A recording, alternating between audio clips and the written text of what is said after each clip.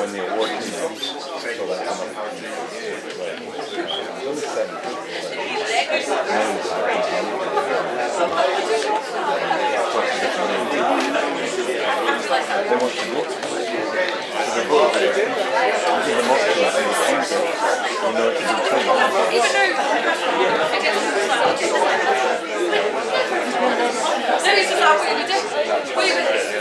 I will have that instead.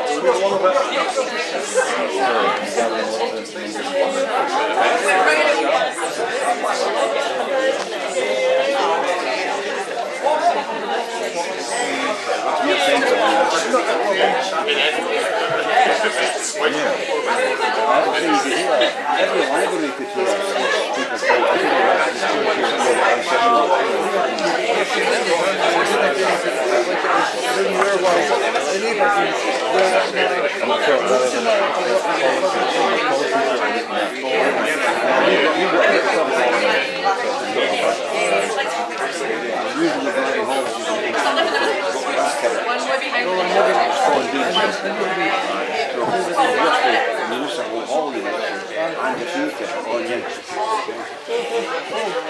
Good discussions? Did you have good discussions? Yes, in fact, we often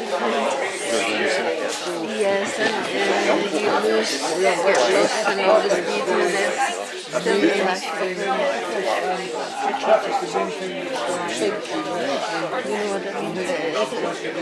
Maybe also how I always work. Okay, we're gonna make a start. This is being live streamed and recorded up to the Oor Vyce YouTube and Facebook. We'd like to thank Sandy at Channel 7A for kindly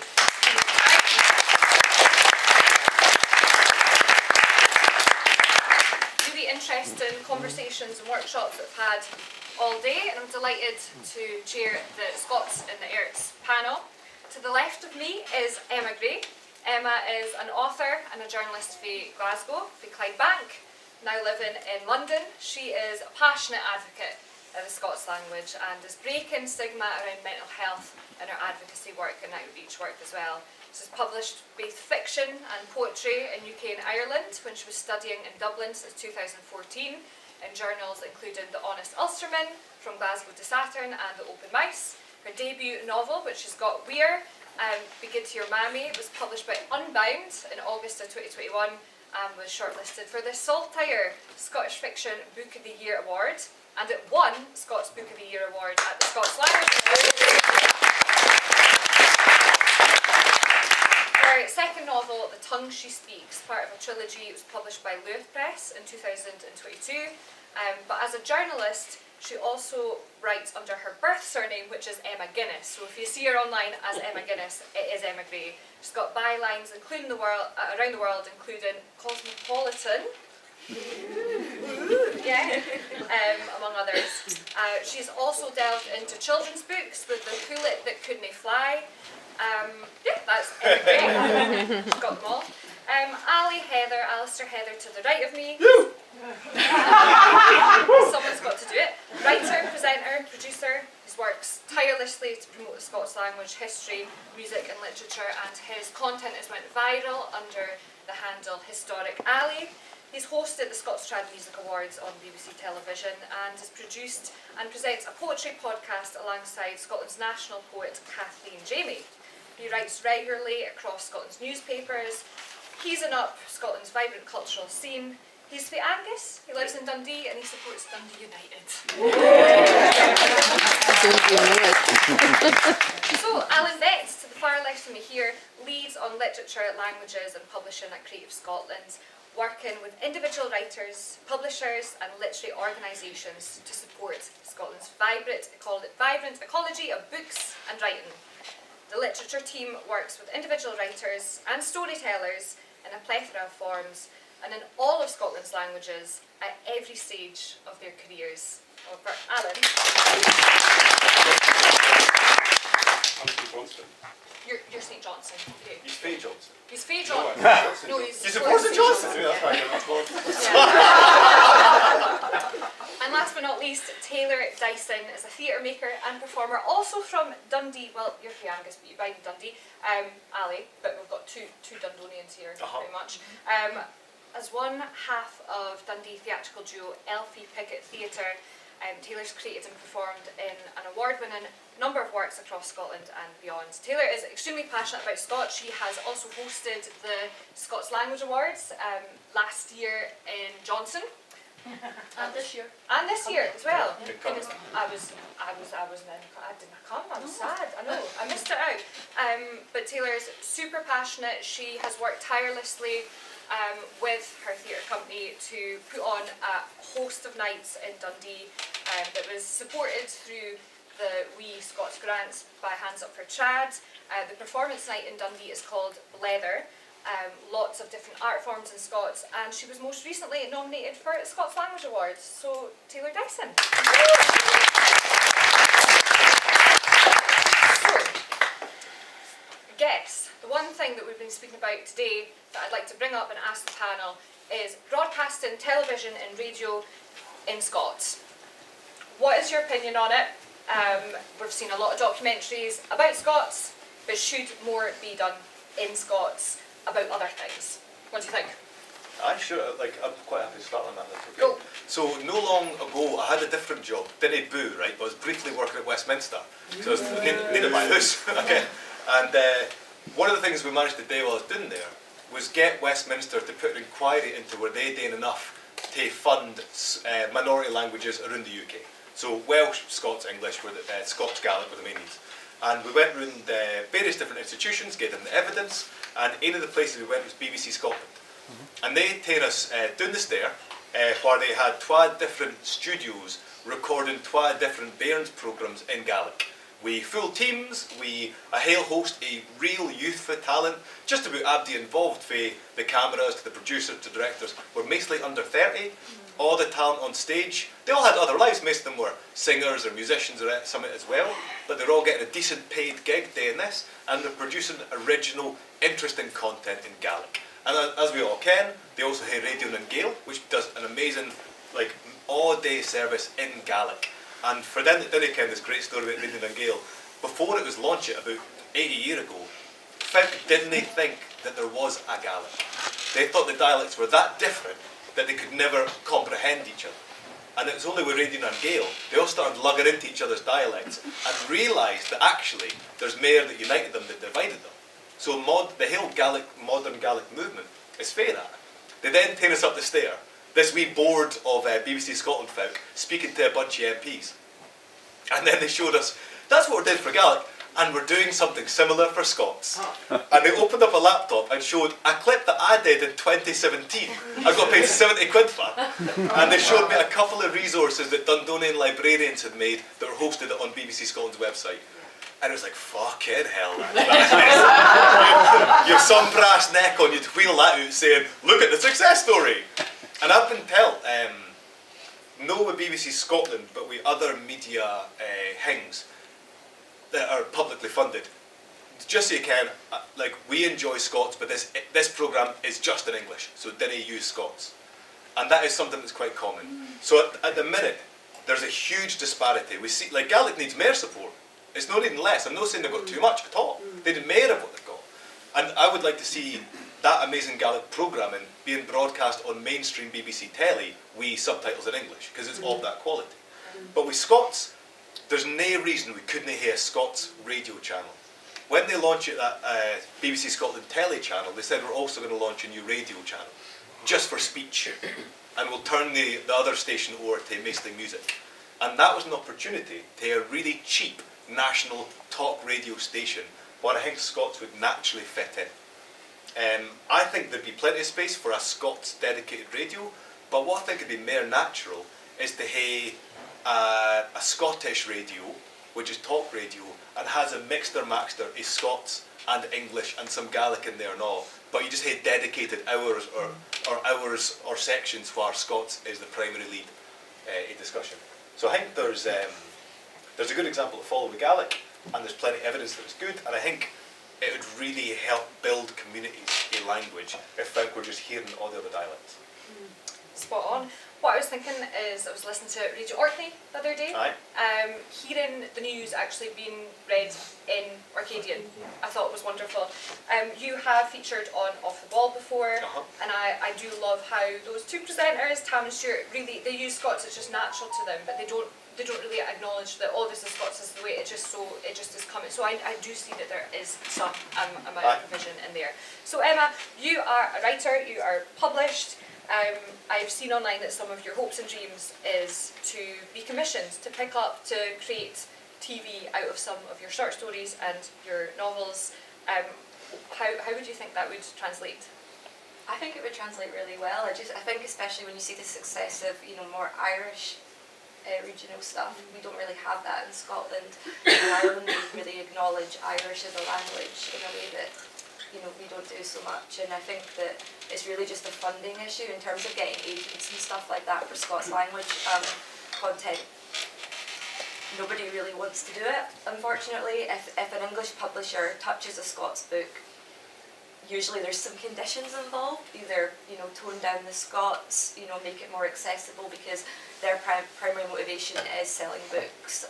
There are Scots language publishers who do want to show the lead to its full capacity, like Live Press, who I'm with now. But obviously, as smaller publishers, they're more limited in terms of selling the rights to books, the audio books, that kind of thing.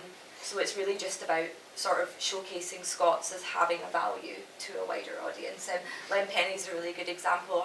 Her first poetry book came out with Canongate, English publisher, and I was at the book launch in London, it was full. But Canongate obviously had made sure that, Scots poem, English poem, English poem, just so that it wasn't off-putting to people, and I think we really need to, people were there because of the Scots, they weren't there for English poems, that was why they all came.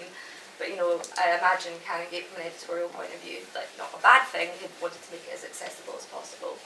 And Alan, leading on literature, languages and publishing at Creative Scotland, what sort of success stories have you seen in some of the books and the art forms that's came out from your support?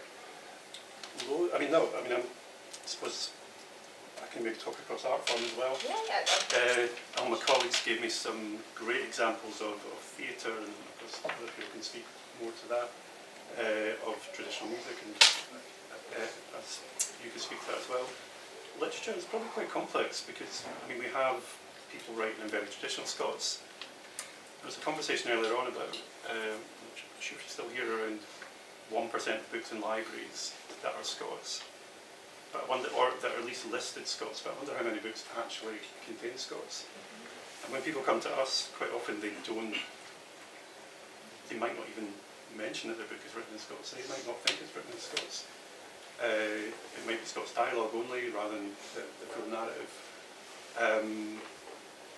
It's very individual, I think. So, I think Harry Josephine Giles, if you're talking success, won a big science fiction award for a book in Orcadian, science fiction book in Orcadian. I was just listing authors, but Graham Armstrong, young team,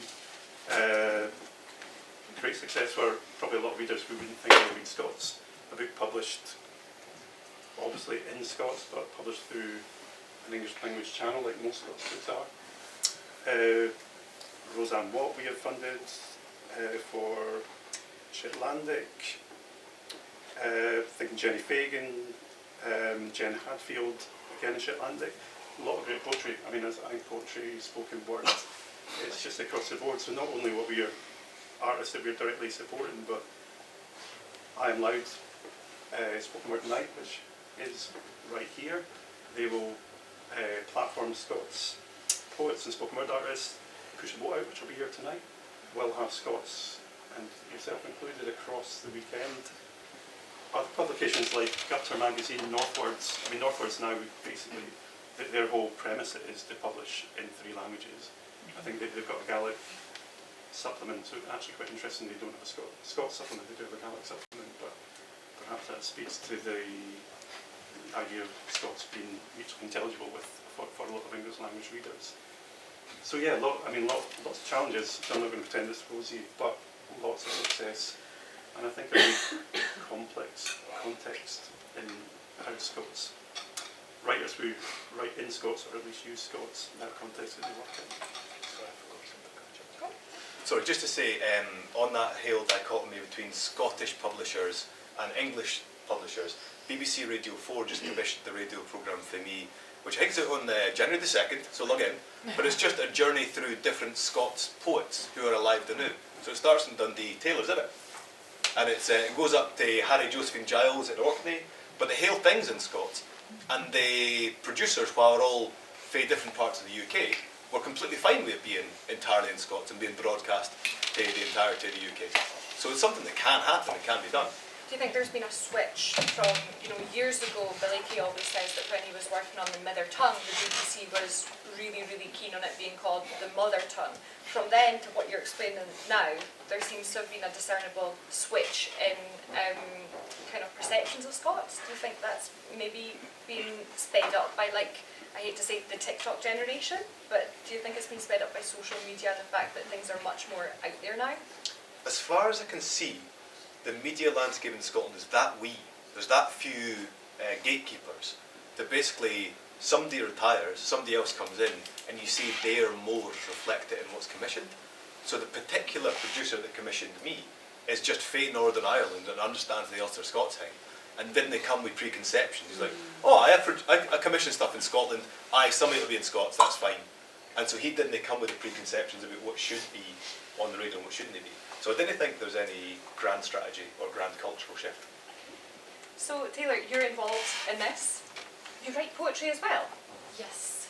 Wonderful. So Taylor absolutely has a portfolio career. I'd love to hear more about that, but also about how well received Leather, the Evening of Scots Language that has lots of art forms, has went on in Dundee. Yeah, it's been received really well. But again, I think on the funding side of things, we got that amazing fund from Hands Up for Trad, which gave us £500, which allowed us to start the night off, and then we got a wee bit more funding from our producer at Sweet Venues, which is a production company in Dundee. But it's still not enough, I think, to allow us to do community engagement, which I think would be really important to get communities along to it, and not just us bougie artists who are we want to see Scots poetry, So yeah, I think that is what we need to work on. And we were chatting earlier about this idea of goodwill, and earlier on in the first workshop, Jackie Dunbar was talking about funding and the idea of how icky it kind of feels. A lot of the community is working on goodwill. A lot of practitioners are simply not paying themselves, and that it just goes against all of this. I mean, as a trade unionist, that doesn't feel good. But how can we shift into that more formal of we're all artists, we're all working here. How do we negotiate better? How do we get that funding better? How do we make that case that Scots is something that is worth not just having this act that is going to be great to give it legitimacy, a real legal language, but how do we make that argument that if you've got an element in Scots, you tick that box and they'll think about that. How do we make that argument for that? Anyone? Depends on payment. Funding, payment? For us, of course there's grassroots work that happens. People volunteer across the arts and across any Scots language work, but if you come to us for funding, you would need to pay yourself. You would need to, unless you have a very explicit reason not to. So, Scottish Government has a Fair Work initiative. So anybody coming to us, especially paying others, if you have a project, a festival or some other performance, you will need to show that you're paying industry standards if you are going to receive funding from us. The big thing for me that you're talking about there is how do we convert the 1.5 million Scots speakers into paying members of an audience? That's key. That's how do you get, because we had this massive potential audience, and we didn't need much for them, but we just need, we need to, and I think that's where radio would come in, helping develop that identity amongst communities of, I like stuff that's in Scots, because Dundee Rep, the theatre, when they put on Scots shows, they always sell out.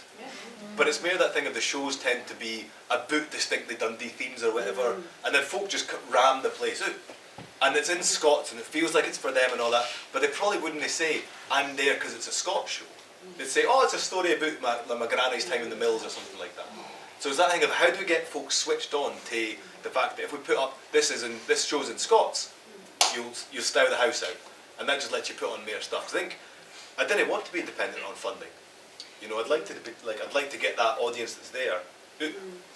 We would all like to have that sustainable business model for all of our careers here, and it's a damning indictment that, you know, selling books is one of the main ways that you would get, you know, a little stream of income, selling gig tickets, selling CDs at the gigs, getting people in the door for a community event. It's quite scary that cost of living crisis has meant that like ticket prices are not necessarily going up, but the cost of everything, you know, the sound engineer, the rates of electricity, that's all going up. One great example of funding that really helped a lot of practitioners was the Scots Works project that the Scots Language Centre funded, which was directly funded by the Scottish Government. Emma was involved in that. Would you be able to tell us more about that? Yeah, sure. So a group of Scots creators, including myself and Iona, we were contacted by the Scots Language Centre in 2020 to work on a project which was in direct response to the fact that Scottish Wikipedia had been written by an American teenager, I believe. So we were all commissioned to come in and create a literacy guide for adults who could speak Scots but who couldn't necessarily write in the language. So as part of that, we were directly involved in fixing Scots Wikipedia, but we were also commissioned to create a piece on our own that would encourage literacy in Scots. So that was actually how this book, The Tongue She Speaks, came about. I didn't know this until I started writing in Scots, but my great-grandfather wrote in Scots in the 1960s for the Herald, and one of the things he wrote was The Tongue She Speaks, so I was like, that's a good title for a book, I'm using that. And it all became about the Scots language and sort of the barriers that people face, you know, when they're trying to create in it, because unfortunately there is a lot, especially within Scotland itself. Interestingly, when I started writing Be Good to Your Mammy, although it was a Scottish book, I started writing it in Ireland at Trinity College, and at Trinity College I was encouraged, that was where I first explicitly wrote in Scots for the first time, even though I'd been exposed to Scots in Scotland and learned it in Scotland. And then interestingly, you know, when it came to getting Be Good to Your Mammy published, it was an English publisher that took, like, when I was talking to Dr. Michael Dempster, who's the director of the Scots Language Centre, he was like, that book just came from nowhere because it was of an English publisher, and yet it was in Scots language, it was in various types of Scots. So, you know, there really is, outside of Scotland, there's a real interest in the language.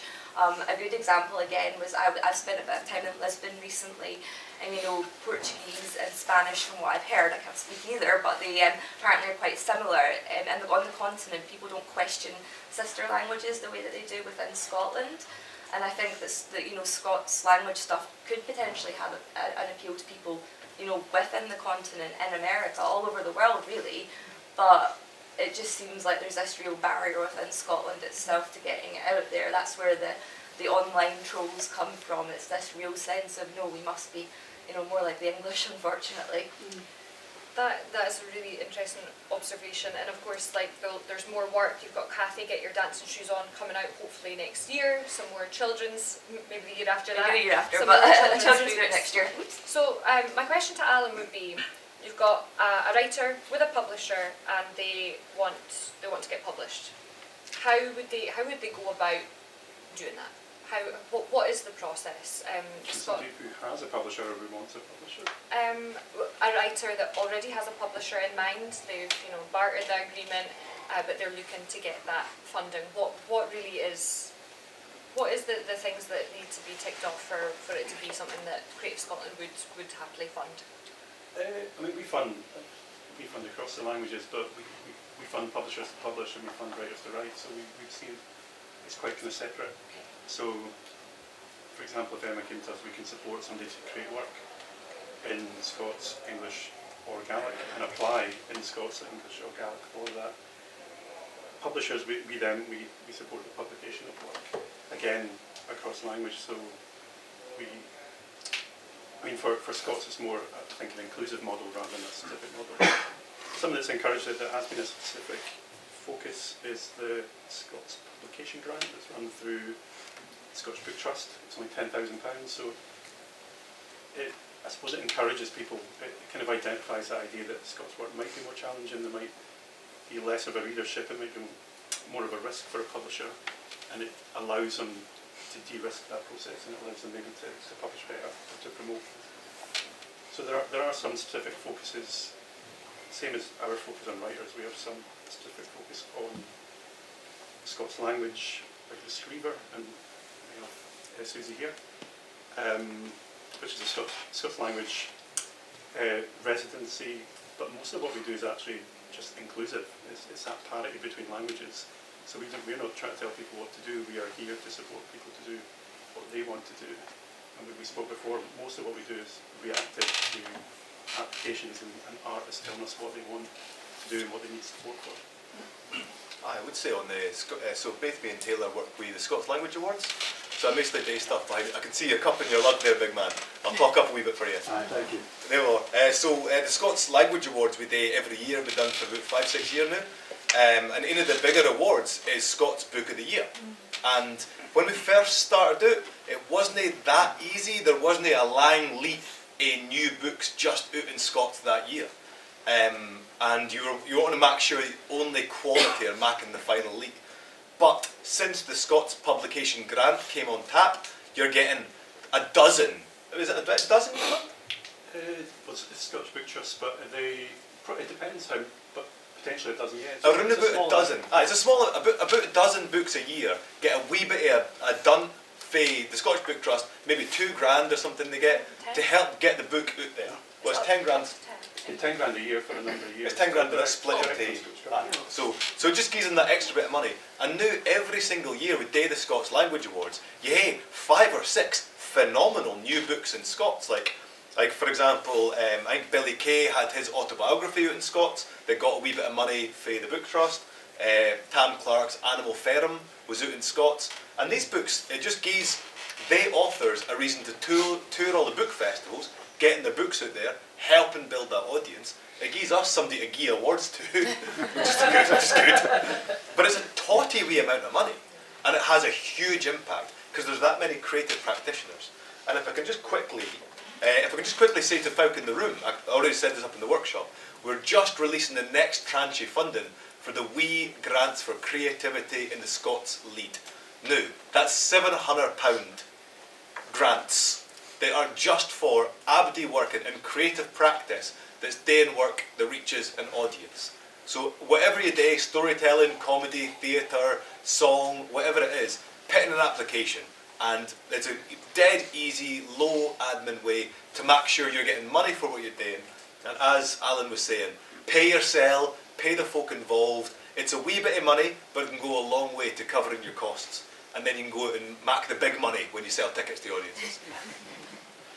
So one question that I did have actually for Emma was the children's books in Scots has been a huge thing, and now at the Scots Language Awards, which both Taylor and Ali have presented, there is the Scots Bairns Book of the Year.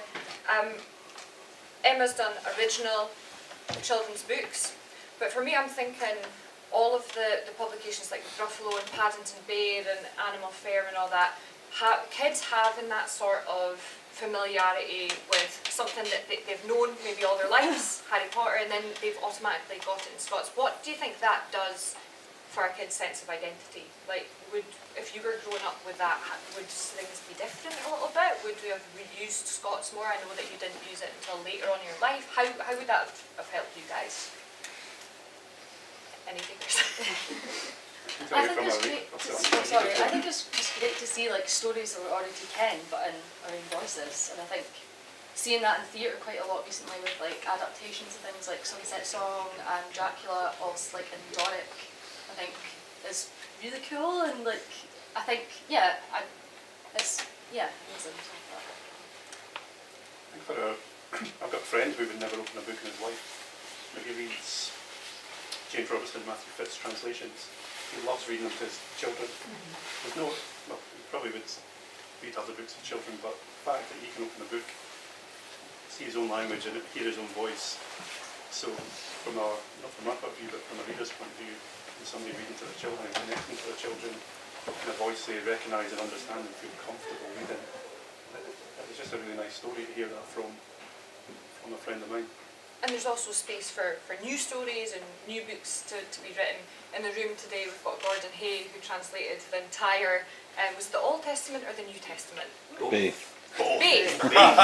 So we've got the Bible in Doric, and it's just amazing the work that Abby's doing. But yeah, reiterating that if you're a practitioner, being able to be funded, publicly funded, means that you need to pay the other people that living wage, that union rate, and also I didn't yourself. get a penny for anybody.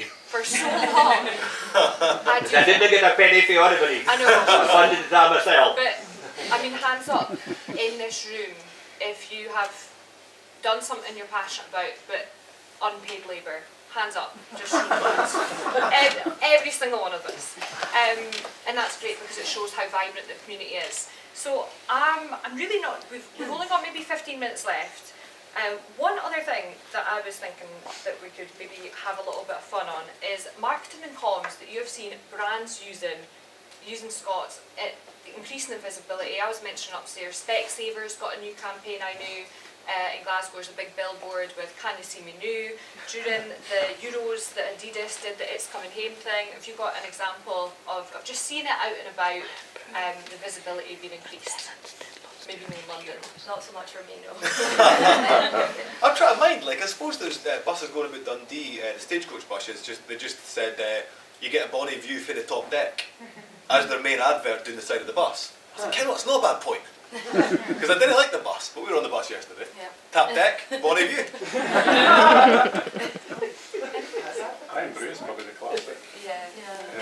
Leaf Agency, they've really played. I think they've used Scots language for years in a comedy way, and I know we don't always just want Scots language used in that way, but they've really played with it. I think in an interesting way. You're getting a tremendous. The reason that it's effective in advertising is mostly you aren't lied to in Scots. Like we're that used to English marketing lying to us. Whereas Scots is the voice of folk you trust, it's the voice of your family, it's the voice of your community. So putting a message into that lead, you just trust it there. And so it's a good tip if you want to lie to somebody in marketing. Ye Scots, the roast it. So that's why marketers are turning to it. Because they think, like, we hae we're guard doing when we're here in Scots. Because it is funny, and it is warm, and it reminds us of home, and it reminds us of things we naturally associate with trusting environments. So it's a great tool for marketing in that respect. Okay, I'd like to open it up. Phil has got a roving mic up there, Files, and Jack has also got a roving mic. On if you have any questions for any of the panel or all of the panel? No, Iona, it's not a question. I'm just going to shamelessly mention the fact that this year's Burns Scots Language Award book is for sale upstairs. What's it called? How much is it? £10. What's it called? Summer the Magic Scurry. Summer of Magic Scurry? That didn't they win an award recently, did it? It did! Wow! We had done Abby involved. Is it Moneymusk Priory? No, it was Riverbank at Tillydrone. Well done, Riverbank at Tillydrone. That was brutal, like. Did he get anybody else the book? They didn't deserve that. Was there another question at the back there? What were you trying to sell? See, marketing in Scots, I'm trying to sell the world to you. I'm Fiona Hamill I'm the convener of the TMSO, Traditional Music and Song Association of Scotland. And I'm just aware the person on the panel who hasn't actually spoken really that much about her opinions is Iona. Even though she does it all the time, I know. But which is great, because that's really important that people do express themselves. And I was just thinking about another form of expression that is really important is the music and the songs, particularly some of the ones that come from particular traditions that are rich in the Scots language.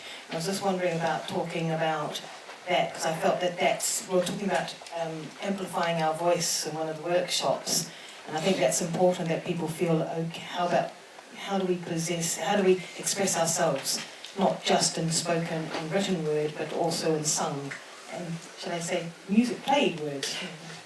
Well, we've heard from Steve earlier on, who is founding member of Malinky, really hudding up that traditional songs, a lot of North East stuff in there, a lot of Angus stuff in there, just a back catalogue of amazing music. This last year I decided to translate Taylor Swift's Love Story into Scots. That was supported by the Scots Language Centre back in 2020, and we sat on it until she came to Edinburgh. during that week. Just, it wasn't supposed to be a token bit of fun. It was supposed to be like, here, you like that, here's a global superstar that we're all going to see in Edinburgh, the city's been transformed, here's it in Scots. And I did it in a kind of centrally belt, like, instead, you know, I use a lot of wit and a lot of, you know, it's less Doric, it's a bit more like Glasgow adjacent, because I've been in Glasgow for about 6, 7, almost 8 years. But being able to do the traditional thing, but also writing pop songs, singer-songwriter songs, translations in Scots is really important too. In the Welsh language and in Gaelic, we've got Gaelic tronica, Welsh has got pop, punk, all sorts of genres going on in Welsh language. And with Scots, not a lot of people put their head above the parapet and kind of... We've got hip hop. We've got hip hop, we've got Jackal, who is a rapper from Aberdeen. It is happening, but not as fast as Welsh and Gaelic. We're going to come in there, Alan. Yeah, I was going to say hip hop, exactly. If you want to hear, not a genre with a long Scottish tradition, but if you want to hear Scots, listen to Scottish hip hop and hear that idea of authenticity in someone performing in their voice. We do a Scottish hip hop conference in Glasgow every year for the last 3 years. I asked the guy who organised it, is Scots discussed? And he said no. I mean, you hear it all day in the performance, but that idea of do people consider it, did the performers consider it Scots? So, I mean, it is. But they just see it performed in their own voice. But I mean, I think that's a really rich area to look into, and the variations of Scots and the creative use of Scots. It's a really interesting space. Any more questions? Yeah, this one was, sorry, I forgot. It was to yourself, yeah. Ali. I remember, I was born in the late 70s, and I remember quite a lot of regional, I remember watching quite a lot of regional and Scottish television and plays through the 1980s, and of course there would be these reruns, things like A Boy's Game with the Glasgow singer Frankie Miller. There was The White Bird Passes, which was the film of Jessie Kesson's kind of autobiographical work that had a lot of Scots in it. There was of course Gregory's Girl, and then right up to the 2000s there was Looking After Jojo, which was representing the Edinburgh dialect.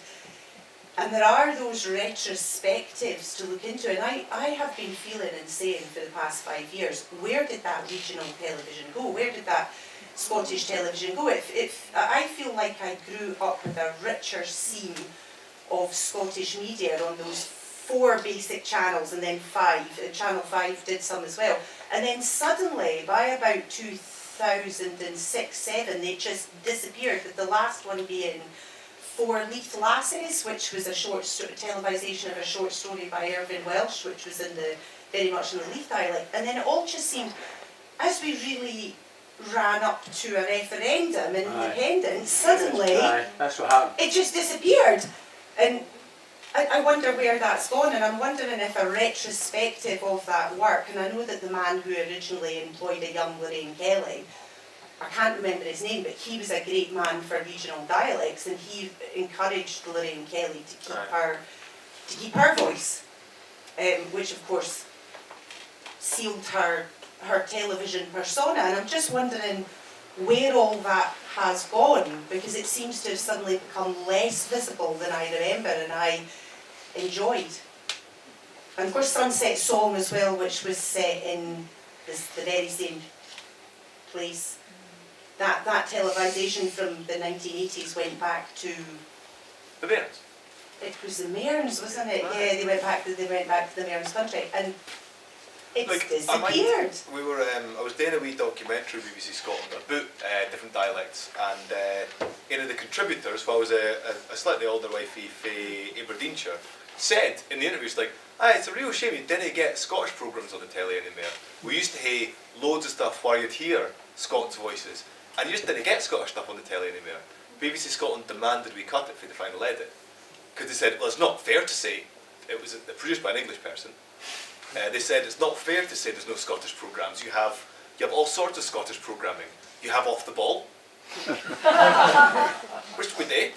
And so they refused to say that they refused to let it be broadcasted, this person's opinion that didn't get proper Scottish programming anywhere. And that same documentary about dialects, they cut the Shetlandic contributor because the producer said, nobody can understand them. I was like, yeah, I can. I bet Shetlanders can. So what you're saying is absolutely the case. You speak to folk at BBC Scotland, they're not intentionally doing that. No. Like they're trying to create programmes with regional voices. But for whatever reason, it just doesn't stick. Like they tried to do Granite City, Granite Harbour was it? Yeah. Granite Harbour, they tried to do River City. They are trying to make it stick, but for whatever reason, it just isn't coming back with the same authority and resonance as their programmes are talking about. And I've got no, aside from like a total change of approach, I'm not sure exactly what you'd do about it. Because like the whole thing BBC Scotland are trying to do is bring in what they call they're not refillers, they're trying to get young folk to watch telly. And so they're desperately trying to do anything that might engage young person in terrestrial television. Having worked for 33 years in Peterhead, I would have to mention Trollermen, which was produced with subtitles. Trollermen was so edited in such a way that all the main dialogue was just when the boys were speaking English. And the producers and directors and cameramen were all monoglot English speakers. I remember watching one in a pub in Yorkshire, and there were subtitles. No, 100%. When they were speaking Scots, they'd subtitle it. But most of the time, because they tried to put in Trollermen, when I said there isn't a Scottish telly, when that wifey said there wasn't a Scottish telly, they gave me Trollermen as an example. Eh? And you argued. Well, I just said, well, show me the Scots in it. And it's occasional and subtitled. I was like, that's not really the same. Sorry. Alan, you were going to say? I was just going to say, a lot of what you mentioned there were adaptations. Aye. So people are finding it hard to get new commissions to write new work in Scots. Then look, I mean, we've got some great Scottish literature. And adapt it and then hopefully retain those voices rather than edit them out. The Young Team is being adapted, is that right? I think, And Graham's been on doing documentary work as well. And I would just say, this is being live streamed, so I personally love the BBC. I'm very much looking forward to hosting the Trad Awards next week. Burns Night 2025, looking forward to that. So I think they're great.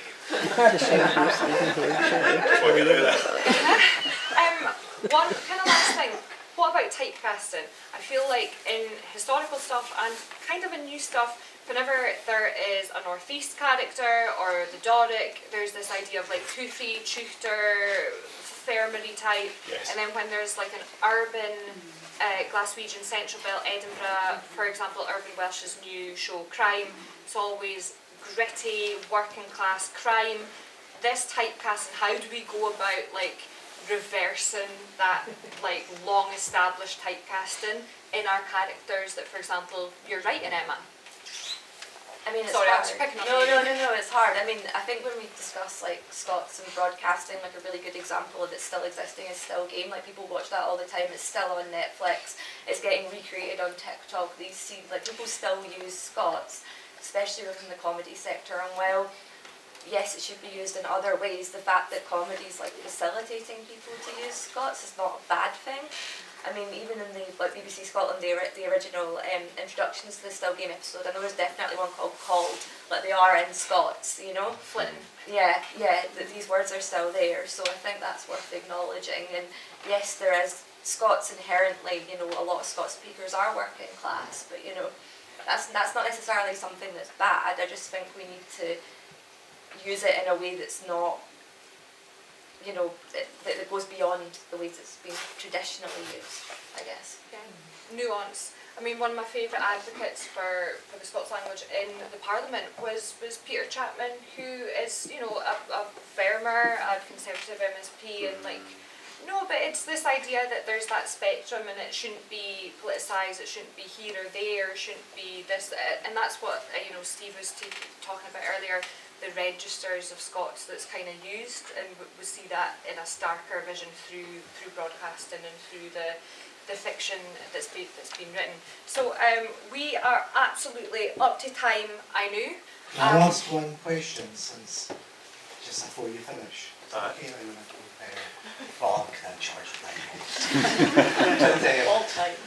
All time, well, we're not, because we're getting kicked out of that one.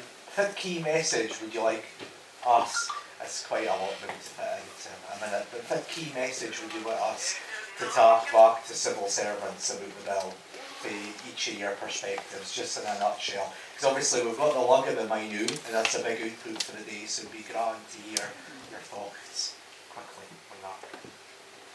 I think just like accessibility in the arts especially, and I think the arts has the ability to make Scots accessible to people, and that term Scots, and just, yeah, like, I mean, I think it's like 7.9% of people and artists in the UK identify as working class, and I think that's why we don't see like authentic Scots representation, why we see like stereotypes and things like that. So yeah, just having more funding to like actually make Scots accessible, and letting like artists who are working class go into the arts and see it as for them, and write in Scots and perform in Scots. I just reiterate exactly that. Most rich Scots-speaking communities are rural or working class, and they aren't the easiest to reach, especially with the word arts. So just fucking find a way to do it. Their sentiments exactly. I don't think I can add anything really to that. Emma, from a I think a lot of the work that needs to be done to promote the Scots Lead's already been done by the Scots Language Centre in particular, and I think that a lot of the resources that we need to promote Scots literacy from children to adulthood, a lot of it already exists, but unfortunately the people that are doing it are either working for free or they just don't have the resources to promote the work that they've already done. So many of the things that you could turn into a great Scots sitcom or even a film, it's already there, but unfortunately there's no way of getting access to it. So I think that it would be good to sort of look at what's already been done and how can we use that, rather than saying, oh, we need to create it all from scratch, because a lot of what we need is already there. I'd probably sit on the wrong side of the fence. So to be honest, it's more important for me to listen to people. Just reiterating what Emma was saying, recently I've been doing workshops for early years, as in babes in arms to age 6, and the queen of stuff that Ewan McVicker, Matthew Fitt, Book Trust, Scots Language Centre, and also Face Ross as well, our Gaelic friends. The weenest stuff, honestly, I had to narrow it down all of the amount of, and it's not just 3 cross sat upon a wall, and Susie, you'll know this as well, the work that you do, it is all out there.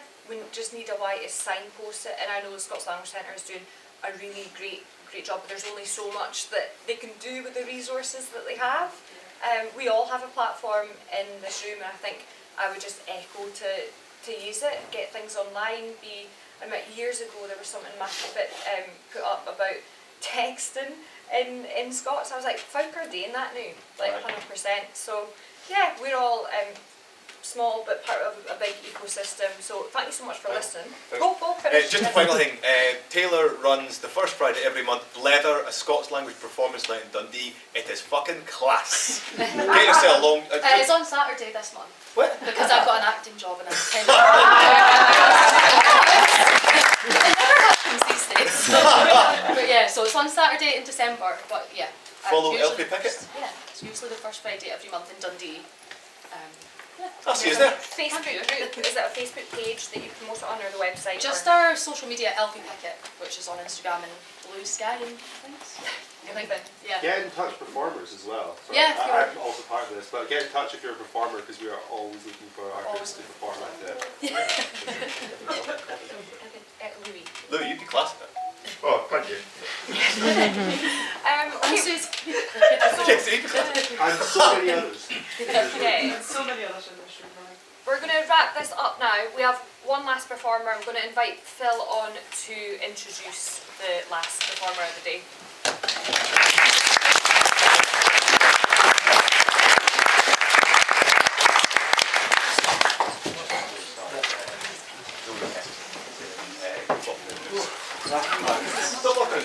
Thank you very much to Iona and the panel. That was brilliant. Just a brilliant way to almost close the day. We've got one last performance for Lucy Beth, which will be a brilliant way to close. Just before we leave, I just again like to thank you all for coming along. This has been a hugely inspirational day, and hopefully the first morning that we'll do in Oor Vyce. I do see Jenny in the back who's waving there. So when I say we do many physical events, we do once a year come together, we both in Coonagin and do a joint Scots Gaelic night.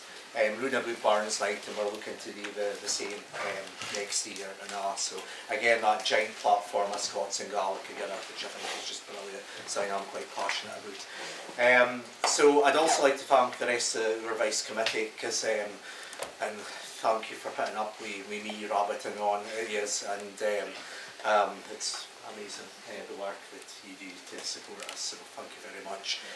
Clarence Gate Pub after for a beer if you're around, be good, we've got a wee space reserved there, just say your wee Oor Vyce and I'll tell you far about it is.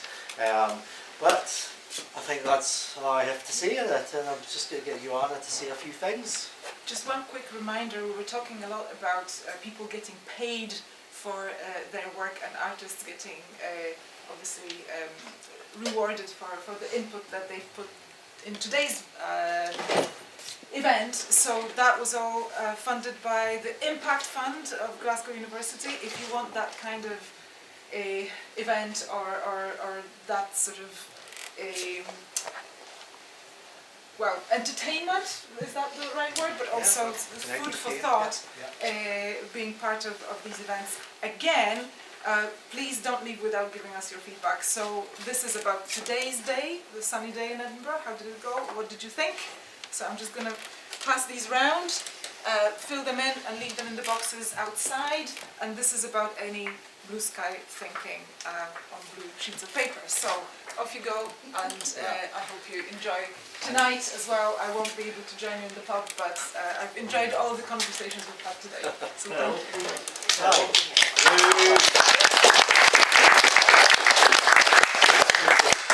It's me. Before final performance, one tiny admin thing. If you left anything in the storytelling court, it's upstairs. Come and see me up at the front, and we'll get it upstairs and get your jackets for you. There's one jacket and a stick left in the corner in the storytelling court. We've left that there for you.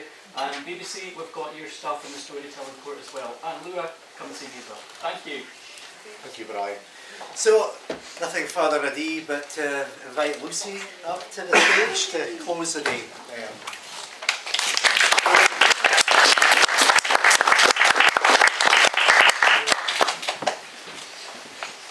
Aye, I'll keep it like. My name's Lucy and I'm a performer and theatre maker for Inverurie in Aberdeenshire. This is a piece that I screeved called My Name is Isabel, and it's a retelling with the story of the famous Bothy ballad, Bogey's Bonny Bell. The original Bothy ballad tells the story of a fairman loon who impregnates his boss's daughter and is dismissed from the firm without a fee. But after doing a bit of research with Chris Wright from Tobrundulchus Kisterriches, we discovered that there's a lot more to that story than that. This is a piece about Isabel, the farmer's daughter. It's a piece about her wit, warmth, her unfortunate encounter with this fairman loon, and her triumph over adversity. I hope you enjoy it. Muckle thanks to God for allowing me to walking up to the mace delicious breakfast of our bros. The mace braw food that the land can compose. You can hae ilka day of the week for ilka meal and you'll hae nae complaints. Well, maybe once in a while you'll be praying for a saint, begging for the syrup of fig to get things moving along, before your pairs stop at food guts start skirling their warning song. Your girling belly gies out a war cry like you can, aye. A thoot Clydesdales, wheel-fed workers and tin. Our farmers are nae nothing like you can. And fard of the gang to I get their tin. Here men, us, the Rothieden lamp and tinplate works, the place that abody gangs till for the carriages jerks. Me and my man, James Bowman. He makes Bowman's lamp and lantern. We're kent a hour fae Inverurie, Elgin and Blackburn. We dispatch o'er the world, we're self-made like ye ken. We bide in a fine big Huntly hoose, our ain couthie den. James and I hate the bonniest kiddies that are outside playing in the widdies. My firstborn's birthday is the day, a growing loon at 18. His hale future in front of him in the rolling hills of green. If he was here with me, I would gie him the biggest tin breakfast bowl. But there's a story regarding him, and mercy, it's sae foul.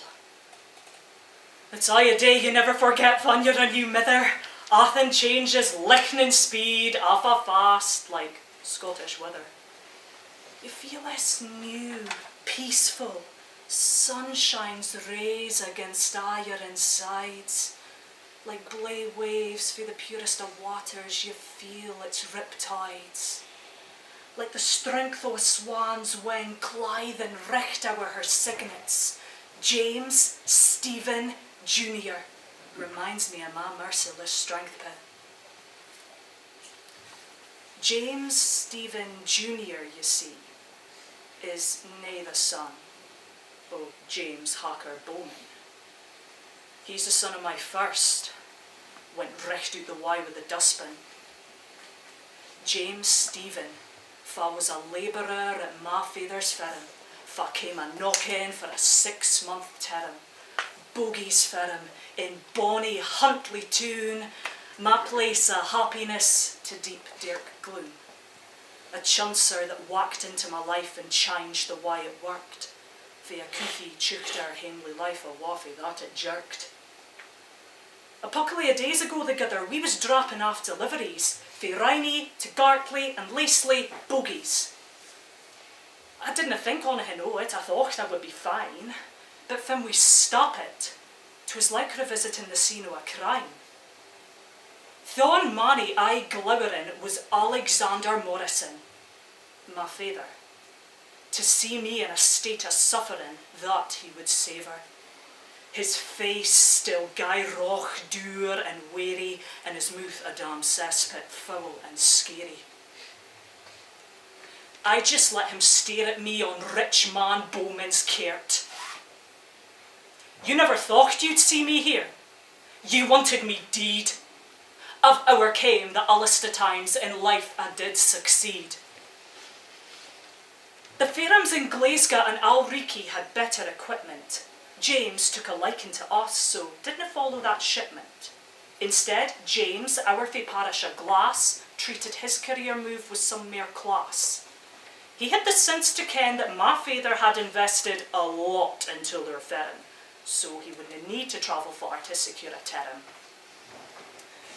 The risk of being somebody else's labourer was a fear that I motivated my father. He worked his fingers richt to the bone, never time for a blether. Father went to the hiring fair with John Geddes, his grieve. Spying out greed new loons? Geddes' opinion he'd believe.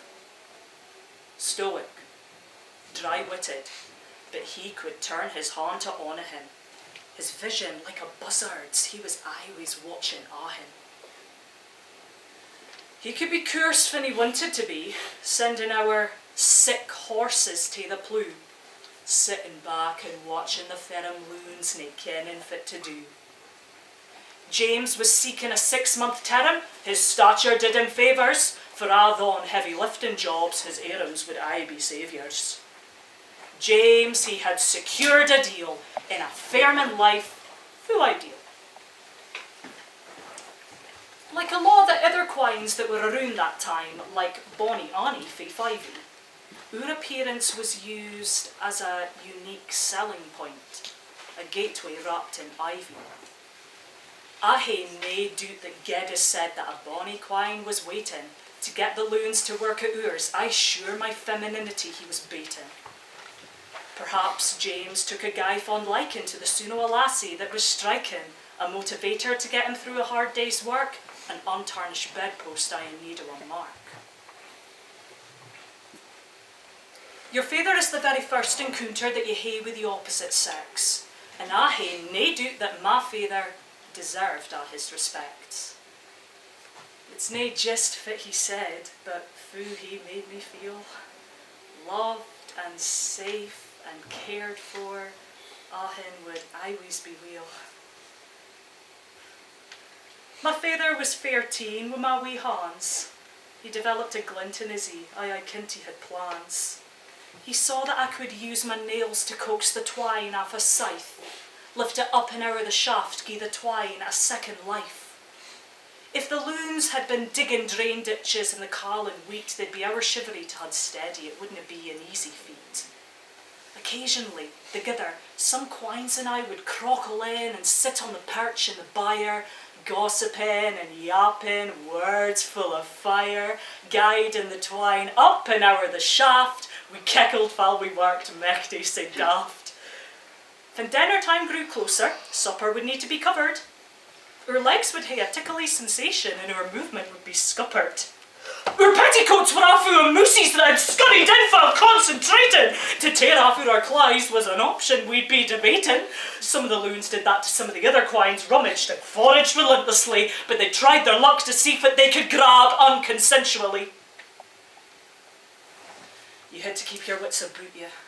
Some folk felt entitled to break boundaries. They would trick and try just to satisfy their curiosities. In yonder bothy, they would skirl the ballies raucously, and some of them had hidden dirty meanings for the situations were cloudy. The young lovers would meet past midnight after a wee bit o' Dutch courage, and in the stable by a dark quiet corner for true love they would forage. In the high they would spend time, and their love it would be pouring among the smell of leather harness and fresh Clydesdale urine. We are these new labourers for company. My soul started singing, I was nae longer lonely.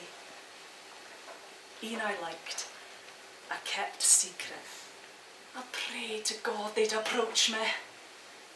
And God was listening, answered my prayer. James looked straight at me and simply just stared. Nae just eens, a puckly at times, twice. This loon was gentle, genuinely nice. Dachling in his plaid shirt and bonnet, like a strab he was delicious. Aye, he was the hale punnet. Eventually, when it was just the twa of us, I got to ken him sincerely. About his future plans he did tell me. He wanted a firm o' his ain, so he had to learn his craft, so that ae day niche to a big checkbook payment, James's name would be at a graft. I did fairly fa for Jamesy. He surely kent a thing or twa about Clydesdales. He was soft and gentle, stroked their heads as they drunk out of their pails. James had the horses drinking fae the trough. I could see they were getting bored. I was feared they might cut off. New James didna ken all the firm's hidey holes like I did, so my information to him I ged. He should come with me, as I kent a wee nook doon be the Devon. The horses could hae a nice drink, and on the lang grass they could feed on. Unlike other firms, we had louping trout, a rare luxury. Be the water we could spend a while. I asked if he would walk over with me. In amongst the long green grass, the bunks of the reed roses was playing in my heed. This situation had nae cause for concern, but it was a tricky een to read. Again, he spoke about his future, his aspirations to bide in a steading, wi' a fertile quine by his side, the paths he would be treading. Was he just a bitty awkward and trying to be romantic? Or am I just the overthinker sort and being our muckle pedantic? Afore I could ask what his intentions were, he got in close, a pounce-like move. He kissed me twice, grabbed me by the neck, slapped my waist and knocked me off my feet. My first kiss was wheat, and punctuated by crushing teeth.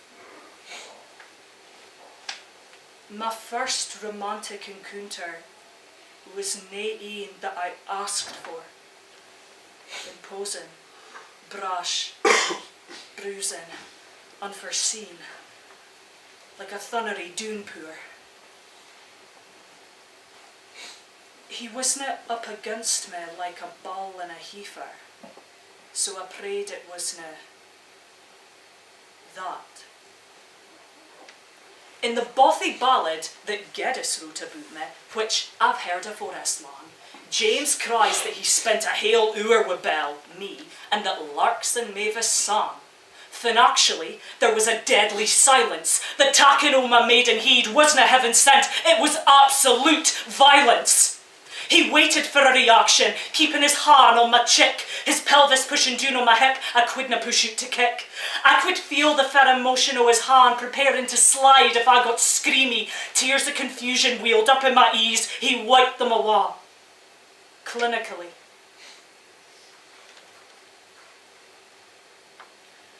James made me feel special, like there was nae other quine like me. Promises drew me closer to him, a dream-like quality. If his life plan succeeded, then he could I empower me if we stayed together indefinitely. We spent that hale summer together, at least e'en silka day, confused about if it happened, but the feeling of love did stay. I was pondering on evening in the gay long green grass, wondering if a ta on him would ever come to pass. I hid my suspicions, but a hope that I kept was that I wouldn't get pregnant for a first attempt, if that's fit that was. I am a conscientious quine by nature. I winna leave ony steen unturned. I was catastrophising, I started to get concerned. Maybe it would be best if we tell Tabidi that we were fond of een another, so if we did end up with a wee bairn, we wouldn't come to ony bither. If we had a quiet wee word with my mum and dad, then maybe it would be nice to say, this labourer has my heart, or singlehood we've sacrificed, the giant of Isabel and James at Bogey's Ferrum, bequeath the Ferrum to us, it'll be our forever term. James was fear to the risk of my father's wrath, saying, it be unprofessional. It's best to romance is reserved for the grass, its thrilling being discretional. Poverty, starvation, threat I was there. So if I lat out that we were an item, he wouldn't dare love me ony more. I didn't realise when I pictured the worst, it was actually coming true. A bairn was brewing in my body. I never even knew. And there was a sudden pain and sickness and bodily fear that rushed through my body, a burning spear. My body was aching, I bent over like wisteria, but I kent that Abadi would think I had an awful bad case of hysteria, a constant state of pain, spew, and unrivaled tenacity. I just kept going. Sickness wouldn't beat me. After the first 3 months, I noticed that my petticoats were getting a bitty tight. By that point I wasn't spewing as muckle, my body finally hudding on to food's goodness recht. When I took my bathy in the kitchen, I prayed that nobody would come through the door and see me knock it and realise of me there was some more. I clarked myself with the soap as fast as lickning, so when I turn a room, my mither wouldn't see if I'd been hiding. Nobody dared to dackle after a bathy anyway. They didn't want to be seen by a labourer bursting into a kitchen to grope a kitchen dame. A short skirt was always misinterpreted. I dared to think what would have happened if the eye saw us and knock it. When I was tying my styes for the kirk, I kept it guy loose, a wee chest cradle in my bairn that nobody could deduce. But my mither wanted it tied gweed and proper, It didn't matter that I tried, I couldn't stop her. She laced me up like a trapped birdie, I let out a yelp like a startled spurgie. She whined that I'd put on weight like an hour-fed heifer. As she ran her hands over my claws, she noticed my pressure. I could feel her despair dragging me until her hurt in mine. This revealed secret atween us broke our mither dochter bine. My mother forced me to admit it to Bogie, my father. It was either telling mysel or the firm she would give her. A fresh bout of sickness gushed to my throat, could hardly speak in fear that I would choke. I spoke to Bogie, after a wee dram, bracing for the soon fae his diaphragm. I told him the basics first, and then, after his second dram, I told him ahin.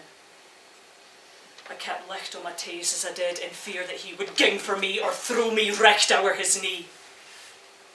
Ahin his twa deed and dees, he said, we'll see if it can be done. A brief sigh of relief, nae boshed blade chin. Suddenly, be the end of the summer, agony in the middle of the night. 6 months I guarded my treasure, a new panic reads my sight. The raucest I hae ever felt in my whole entire being. My mouth gaping wide open, but nae sign of screaming. I've risked my life to gie his bairn life. Puggled and pecking, breathing into a counter echt. My bairn is coming, new life padding through life's gate. A loon. A wee bonny loon arrived in my arms in a recht quick boom. I held him in my bosie for the rest of that summer night. This gift was mine forever. I swore he'd never leave my sight. But in the ease o' my father and the kirk, my bairn was morally tarnished. My father's rage shook the dews fae the trees, the dukes fae the ponds, the deems fae their skins, as he telled James Stephen that he'd rather see me deed than be married to him. My father pictured me deed. James said he'd gie the bairn his name for transparency and honesty. We were still in love, he promised to marry me. But it was simply nae why that James's pie could keep us in Glee Keep. We'd be starved within the space o' a week. He had to tak defeat. James was gone fae the firm, dismissed athoot a fee. This bairn was left wi' a gaping hole, nae sign o' daddy. A bastardy bond was formed atween the kirk and James's uncle. He was the only een with the recht money security. As the deal was shaken upon, my bairn was ripped fae my arms. Punishment for my impurity. The humiliation of standing in front of the congregation and being made an example of, the parish relished in the scorning of this loose woman freak show. Chances of marriage and employment went down the drain with muck. For all the rest of my gay eastless days, I was simply stuck. Unless a suitable match could be made. James Bowman, a hawker, honest cert, carrying his tin wares, stop at be my doorstep and get me a distant yet familiar stare. He was shocking like a trackled leaf in the howling wind, so I invited him to crockle in. I made him some tea and put his gonzy over the fire. 'Twas hardly a gonzy, mere sahin dire, mere like a heap of cloots stitched together. His hale big body started to quiver. The tea, it just kept flowing as I got to ken Hawker Bowman. His news is a travelling seller. The boy's a fair talker. The stories fae the outside world, real stories, blasphemous. A storyteller, scandalous. Full weather does sahin to your spirit, and makes you pour out your soul. I told him about when I had my wee stroll. But something honesteth in me, Bowman did say. He was the first een to listen, understood. It is a language, a connection for the misunderstood. Our marriage was done in the ease of our God, our union organised by the kirk. We were the lowest o' the low, but we kent we'd muck it work. James and I didn't gang far, didn't run until the necht. Just look at the life we've accrued for ourselves, we're really a sect. But when I'm just on my own, just as Isabel, I think about my firstborn bairn and I pray that he is doing well. James Stephen Jr., lean and muscly. He was I destined to be a braw steen cutter in my ee. I hope James's uncle gave him a good life, education, prosperity. I hope his future is brecht happy, a life I canna see. It's course and deal work, but on his birth certificate, they'll hae me marked as deceased, so that James's curiosity about his birth mother would never ever increase. If James did end up as a farmer, I pray he hasna heard my bothy ballad. I've heard it. It's coarse and raucous, frae the loon's perspective, maist o' it invalid. I pray he hasna sang my bothy ballad, 'cause it would be me he's singing about. His ain mother, his life-giver, his ain tree root. Ilka time I see a young loon about James's age, I think, could that be you? He could be a regular to the shop and I wouldn't even ken. I think about the life we could have had ilka new and then. But my dream mind is prone to catastrophising, and I canna help surmising. Is my bairn alive? To the bairn that was ripped from my arms that summer night on your 18th, I hope you hear me. My body depleted, my sleep deprived, my mind still full of anxiety. Might not be here with me now, but I've always been your mommy. Your mommy fought her ain battles in the midst of yon whirlpool. Keep up your struggle and your fecht, for life it can be cruel.